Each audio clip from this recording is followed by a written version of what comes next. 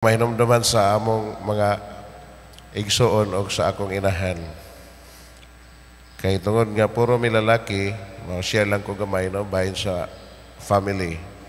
Tungod puro mi lalaki, 5 ka buok og ang akong mama mamay vocal o disciplinarian, maayo jud diyang pagka kanang matuto sa iyang 5 ka anak nga lalaki o kanang reward and punishment, mas naglabi pa gyud ang punishment kaysa reward. Gamay mga sa gagmay pa mi di usay di na masabtan ang pagka kusog kay niya mo disiplina namo. Dito na sa pagkadagko katong nagsugod na kog pangutana sa iya nganong iya anak may mong dinadaan sa mga anak nga di man gyud minimo longan kung dili mga manglabhag, mga hawak, mga panit sa imong latos. Ingon naman siya nga alangan nga 5 mo ka lalaki unya ako ra usa magdisiplina ninyo kay papa ninyo di man di bunalan gyud man ako gisakto kay base niya mo may mong problema sa society o sa sosyedad. So grabe ang disiplina niya sa amoa. Nakapamalandong guani sa mga pagbasa. Ang atong mga pagantos o ang hinumduman nato ang Ginoo nga sama siya sa ginikanan nga nagdisiplina nato.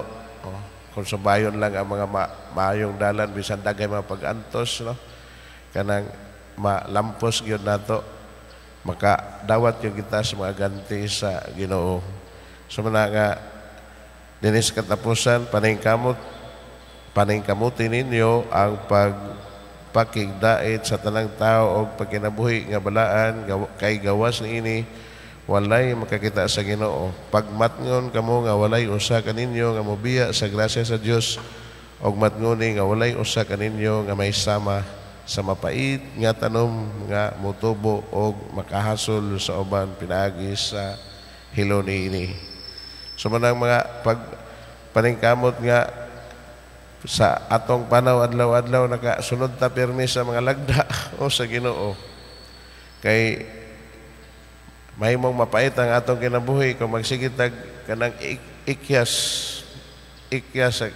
sa mama, ikyas sa ilang disiplina, ikyas sa Ginoo ana. Mahimong mapait ang atong kinabuhi. So look at the discipline of God, look at the discipline even in homes as opportunities to grow being a person, to grow in the life principles, to grow in discipline. Pero usahay kining mga ginikanan nga disciplinarian naasay maghatak sa ilaba mag-held up sa ilang nga di sila ka-show equally the love they have for their children. Kaya pakita na lang yun ang pagka-mangtas, ang pagkatigre, aron mahadlok po ang mga bata. Siya na ang akong experience in the family. Sobra ka disciplinarian ang akong mama. Murag magpangitami ka ng pagpangga sa ginikanan. Pero eventually, sa akong kinabuhi ko na og dili mapangga ang uban ako mapangga sa akong kaugalingon okay ra pod no. Pero og di na og kumakuwang magyud gani aw mangita tag pagpangga sa Ginoo kay mo man ay atong kanang pagtuo nga nagpangga Ginoo nato. Amen. Hello.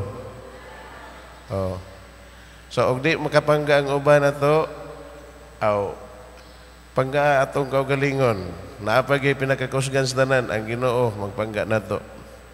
Kaya usahay ang kinabuhi o ang kalibutan cruel na sa atong panahon. Dili na nimo na ma-feel ang imong gi-expect from the people around us and from kanang even people that you think they can give you the right kanang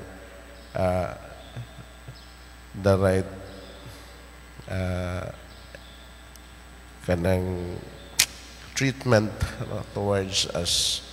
So man siya Unya ang atong Salmo 103 ang kaluoy sa Ginoo malungtaron alang kanila nga mahadlokon kaniya.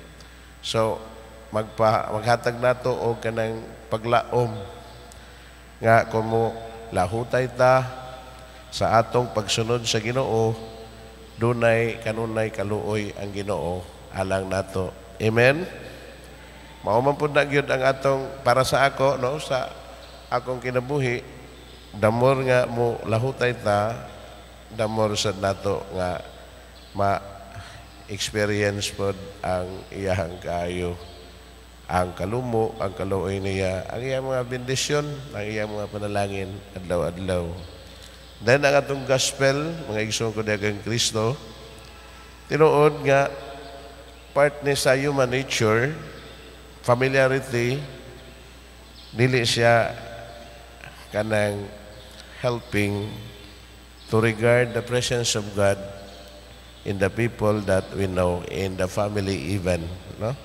Sa pamilya, bisan diha sa atong mga kaila, huwag na ay magtarong, magbinuutan, di yun nato siya usahay i-recognize because of the things that are familiar with us, the history of the person and the bad things perhaps in the past that been doing.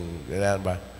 So, ang propeta tinahod sa tanang dapit, gawa sa iyang kaugalingon lungsod, sa iyang kaugalingon banay o mga kadugo o mga higala.